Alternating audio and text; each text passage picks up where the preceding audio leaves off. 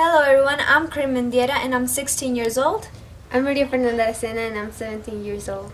We're from Bolivia And our project is MaCor insulating blocks. As you know, Bolivia is a third world country and its climate is varied depending on where you live. Half of the country has very cold climate. Many people that live in the rural part of the country live in very harsh conditions of cold weather.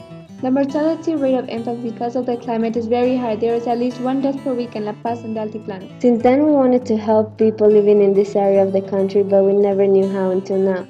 In our physics class, we were studying thermodynamics, and we had an idea of how making a building where its temperature inside would remain the heat inside.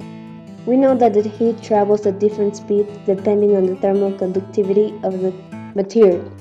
At first, we thought we could make hollow blocks by taking out all the air, so that the heat wouldn't find a way to pass through, but we found almost impossible to make a total vacuum and the block would be very fragile. Then it occurred to us that we could fill the blocks with carbon dioxide. First, we had to investigate if its thermal conductivity was lower than the air's, and it was.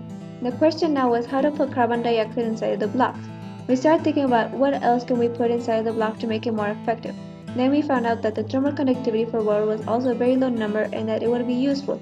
We wanted to shred the tires and mix it with the cement. Bottles are one of the causes of contamination, so we thought of putting the carbon dioxide inside of the bottle.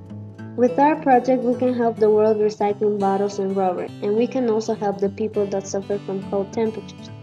This block is a prototype that requires further testing due to the risk of losing carbon dioxide through the block, which demands an improvement in the bottle sealing. We can also try different types of plastic bottles and rubber, and we must also figure out a way of capturing the carbon dioxide released to the atmosphere and use it in building the blocks.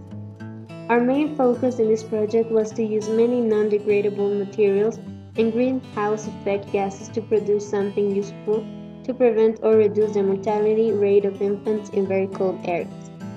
We were able to prove that with more rubber and bottles, the heat won't pass through the block faster.